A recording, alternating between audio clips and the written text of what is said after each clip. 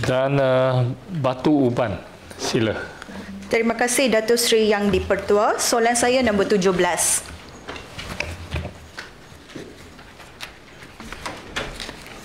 Terima kasih kepada Datuk Seri Yang di-Pertua dan Batu Uban.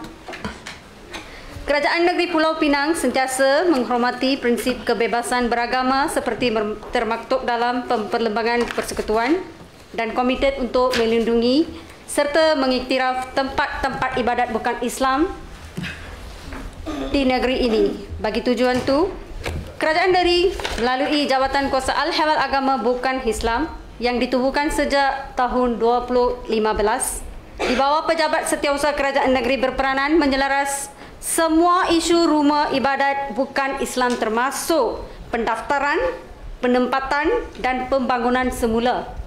Sehingga tahun 2024, sebanyak 646 rumah ibadat bukan Islam telah direkodkan di Pulau Pinang meliputi kuil Hindu, tokong Buddha, gereja Kristian dan Gurdwara Sikh.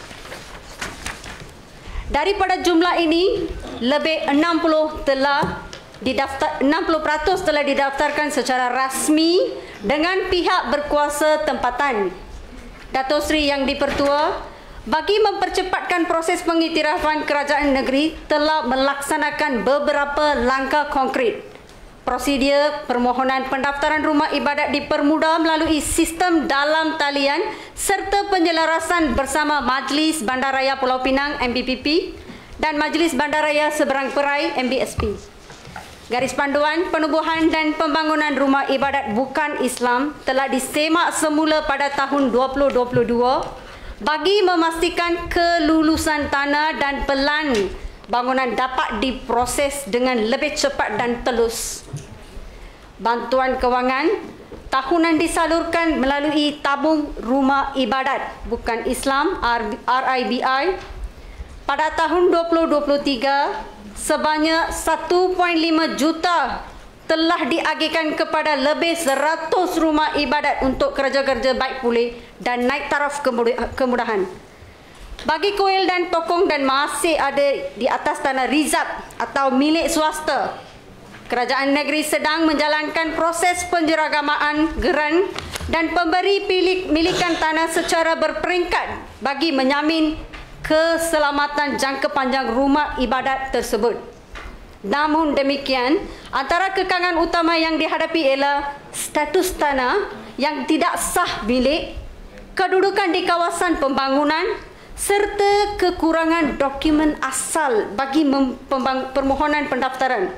Datuk Seri Yang di-Pertua, Kerajaan Negeri melalui JHEANI akan terus menjadi pengantara antara pihak berkuasa tempatan dan jawatan kuasa rumah ibadat bagi memastikan semua tempat ibadat bukan Islam di Pulau Pinang akan diiktiraf, dilindungi dari segi undang-undang dan terus berfungsi sebagai pusat perpaduan masyarakat pelbagai kaum dan agama. Sekian, terima kasih.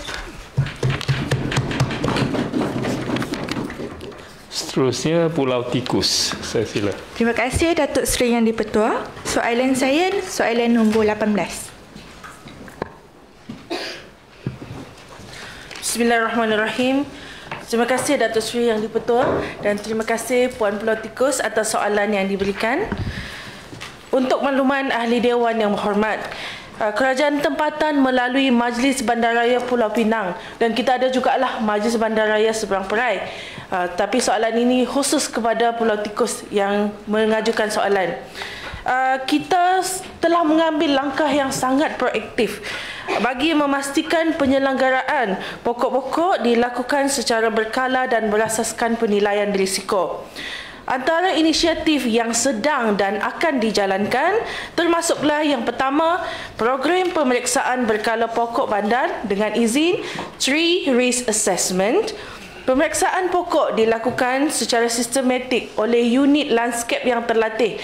Kita di MBPP, kita ada unit landscape yang terlatih yang memang pakar dalam mengenal pasti pokok-pokok yang mempunyai jangkitan penyakit, pokok-pokok yang mempunyai akar yang repot dan juga kemungkinan besar akan tumbanglah ketika berlaku hujan lebat dan ribut. Kita memang ada. Dan selain itu juga, kita mempunyai rangkaian kerjasama dengan pakar daripada Jabatan Lanskap Negara serta pakar arboris yang bertauliah untuk memperkukuh garis panduan keselamatan di samping melibatkan komuniti tempatan dalam pemantauan persekitaran. Kita sebenarnya sekarang ni, saya yakin semua pun tahu keadaan cuaca kita tidak menentu. Tiap kali mungkin hari ni hujan, besok ribut, esoknya panas pula. Jadi kita ada komuniti tempatan yang bekerjasama bersama dengan MBPP, iaitu MPKK. MPKK kita ni yang akan turun ke kampung-kampung dan memantau juga, membantu pemantauan dan memaklumkan kepada MBPP.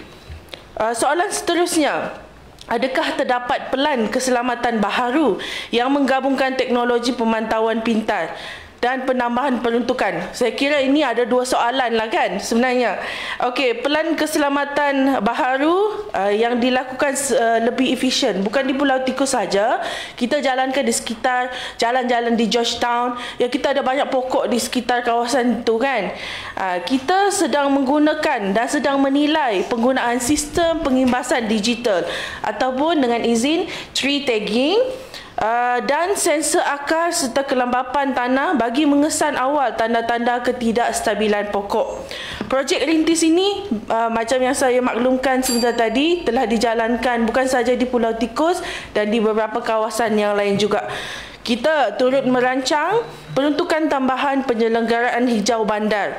Kalau tuan-tuan, puan-puan lihat pembentangan bajet yang terbaru, ditekankan mengenai Penang Green Agenda 2030 dan konsep Sponge City.